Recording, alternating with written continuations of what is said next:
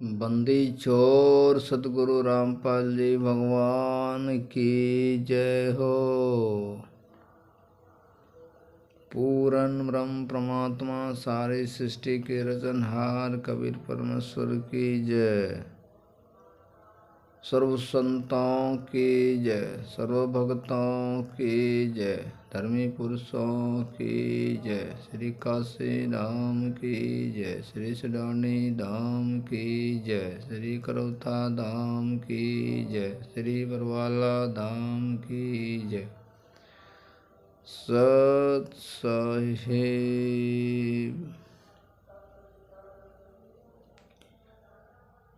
अभी तक जितने भी ये नकली संत और महंत हैं, इनको अभी तक अपने गुरु का जयकारा भी लगाने के लिए नहीं आया है। ये कथा प्रवचन तो आम आदमी को क्या सुनाएंगे।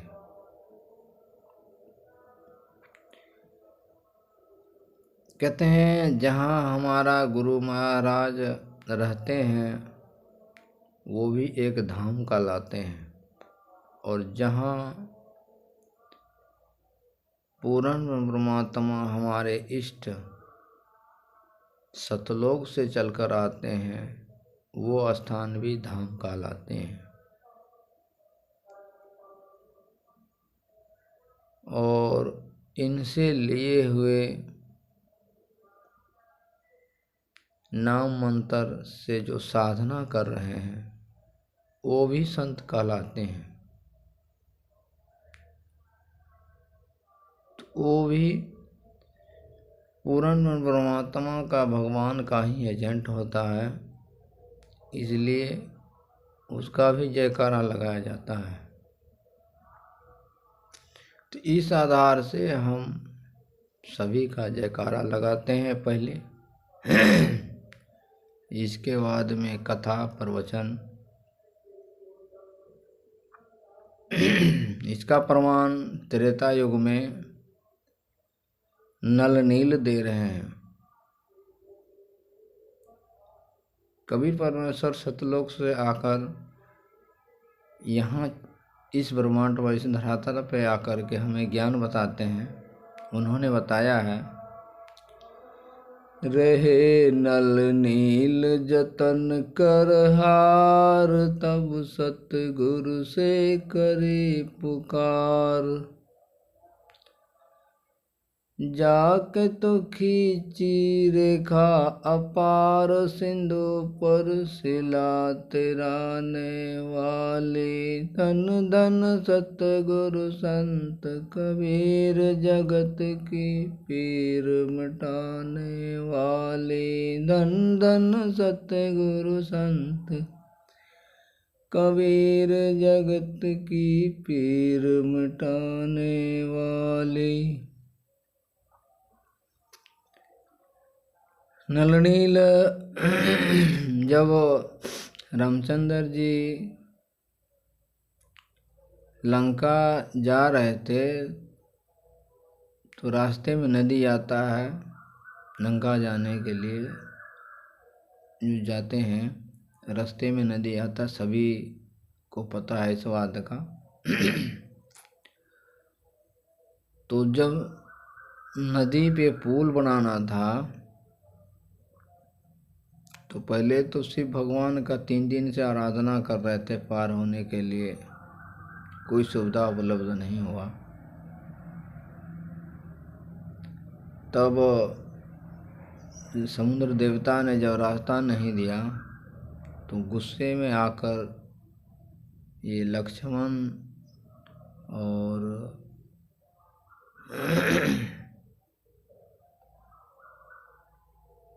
श्री रामचंद्र ने गुस्से में आकर नदी को अग्निबाण से फूंकना चाहा था। तब नदी देवता ने आकर प्रकट होकर के कहा था कि आप में नलनील है और इसको भगवान के द्वारा बताया दिया हुआ शक्ति है, जिसके आधार से यह पुल बना सकते हैं। उस पुल पर आप पार होकर के लंका जा सकते हैं। और सीता का पता लगा सकते हैं। तो नल नील को श्री रामचंद्र जी ने देखने के लिए चाहा कि सही है बात है गलत है, प्रशिक्षण लिया। तो तब उन्होंने इतने आदमी को भीड़ में हलचल में उसने गुरु जी को पुकारना भूल गया, गुरु जी को जयकारा लगाना भूल गया। कोई काम करने से पहले गुरु जी को याद करना होता है। उसने ऐसे पत्थर रख दिया, तिरा नहीं। कई बार पत्थर रखा, फिर तिरा नहीं।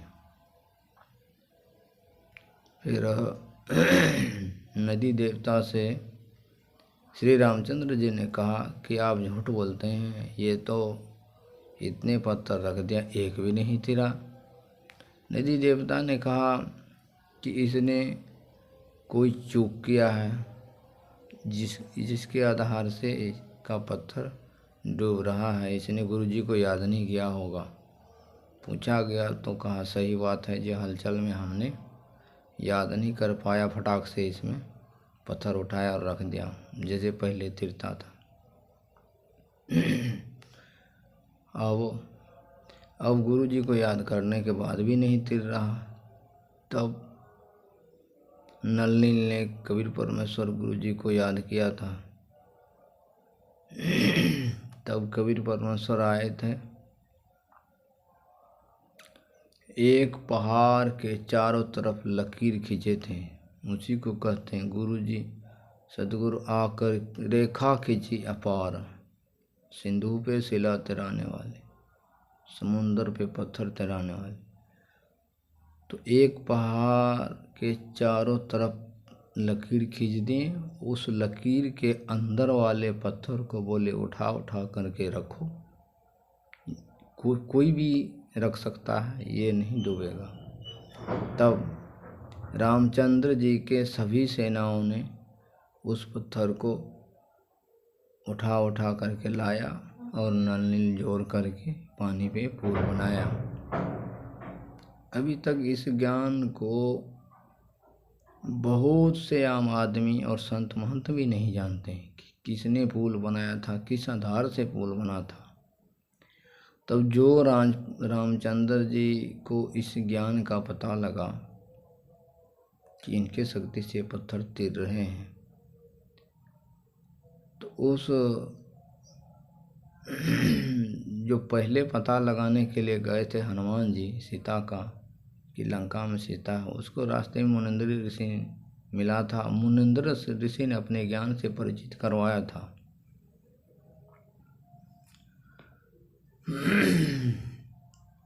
जिसके आधार से उसे पता लग गया था कि ये पूर्ण ब्रह्म है। और उसे ये भी कहा था कि रमता राम जपो रे प्राणी, क्यों भूले तुम चतुर सयानी। करता रमता राम जपो रे प्राणी। तब वह रमता राम को ही उस पत्थर पे राम लिखा था कि राम लिख करके रमता राम, जो शरीर के अंदर जो रम रहा है राम, जिससे हम बोल रहे हैं, कबीर परमेश्वर के भिन्न अंश है। कबीर परमेश्वर के भिन्न अंश को ही आत्मा कहते हैं। परम आत्मा, जो जहाँ आत्मा का विनाश नहीं होता, वहाँ से जो आत्मा होता है, ये आत्मा होता है, भिन्न आत्मा है। और परमात्मा का ही भिन्न आत्मा अलग अलग है। तो इसको था रमता राम जपो रे प्राणी, क्यों बोले तुम चतुर सयानी। तो इस रमता राम को राम, हनुमान जी ने इस ज्ञान को समझ करके उस पर राम लिखा। जो भी उन्होंने लाया उस पर राम लिखा, जो आम सभी सेनाओं ने लिखा उस पर नहीं लिखा गया। तो इस आधार से कुछ लोगों ने कहा कि श्री विष्णु रामचंद्र जी के नाम में शक्ति उसमें नहीं थी। ऐसा नहीं है। ये तो रमता राम का प्रमाण दे रहे हैं हनुमान जी कि वो पावर है, एक राम है। तो इस आधार से कोई भी क्रिया, कोई कथा, कोई सत्संग, कुछ भी करने से पहले हमको जयकारा लगाना होता है। इसका प्रमाण नल नील दे रहे हैं। नल नील त्रेता युग में वो बहुत कष्ट था, उनको रोग था ऐसा कि बहुत दवाई करवा चुके थे, वैद्य से दिखा चुके थे, मतलब अपना जितना भी बीमारी से बचने का उपाय था सब करके बैठ चुका था। संतों महंतों से दिखवाया था, झाड़ फूक से भी दिखाए थे, मगर उसका कष्ट कम नहीं हुआ था। तो इस सुधार से वो सोचा तो अब तो मरेंगे ही मरेंगे, कोई उपाय ही नहीं है। तो मरने के शैया पे पड़े थे। तो कबीर परमेश्वर मुनिंद्र ऋषि के नाम से त्रेता युग में आए थे। जो भी उनके सत्संग सुनते थे उसके आधा दुख दूर हो जाते। इस आधार से नलनील तक ये बात पहुंचा। नलनील को पहले विश्वास नहीं हुआ कि पहले हम बहुत तमाशा दिखा चुके हैं, क्या होगा, सब ऐसे ही करता है। तो नलनील सोचे एक बार ट्राई लिया जाए। तो मुनिंद्र ऋषि के सत्संग में गए। सत्संग में जाने से आधा जो कुष्ठ रोग का पीड़ा था खत्म हो गया, आराम हो गया। उसने सोचा सत्संग सुनने मात्र से इतना आराम हो गया और नाम दीक्षा लेने मात्र से तो और भी ठीक हो जाएंगे। इस आस्तार से सत्संग सुनने के बाद मुनिंद्र ऋषि से परिचय किए। परिचय करने के बाद गुरुजी बनाए, फिर नाम दीक्षा लिए। नाम दीक्षा लेने के बाद उनके सारे कष्ट रोग सब खत्म हो गए। फिर गुरुजी की सेवा में रहने लगे। सेवा करते करते उनको आशीर्वाद मिला कि जाओ बेटा, तुम जो सामान चलते हुए पानी के ऊपर रख दोगे वो हिलेगा नहीं। क्योंकि सेवा करने के लिए जो जाते थे, नदी पहले होता था बर्तन वर्तन धोने के लिए, सेवा गुरुजी से लिए थे। तो समुद्र आता तो रखता था, धो धो करके रख देता था। साइड समुद्र के तूफान आता था और आकर के सामान को लेकर चले जाता था। और नलनील का नाम लगता था कि ये सामान भूल जाता है। और परमेश्वर तो अंतर्यामी है, सब जानते हैं कि भूलता है कि क्या होता है। तो इस आधार से उन्होंने उसको ये वरदान दिए थे कि जाओ नलनील, तुम जहाँ पे चलते हुए पानी पे कहीं पे भी अगर अपने हाथ से कोई पत्थर भी कुछ भी रख दोगे तो ये तेरे ही वहीं रहेगा, एक स्थान पे ही रहेगा, हिलेगा नहीं। तो इस आधार से उसको ये शक्ति मिला था, जिसके आधार से वह जब ये समय आया प्रशिक्षण लेने का, तो उस समय उन्होंने कबीर परमेश्वर को याद नहीं किया, गुरुजी को याद नहीं किया, फटाक से पत्थर रख दिया तो डूबता ही चला गया। तब वहाँ कबीर गुरुजी को याद किए थे ये तभी उस याद को ही कबीर परमात्मा दोबारा समझाने के लिए हम सबको ये बताते हैं। रहे नल नील जतन कर हार, तब सतगुरु से करे पुकार। जातन रेखा किचे अपार, सिंधु पे सिला तिराने वाली। धन धन सतगुरु संत कबीर, जगत की पीर मिटाने वाली। धन धन सतगुरु संत कबीर, जगत की पीर मिटाने वाली।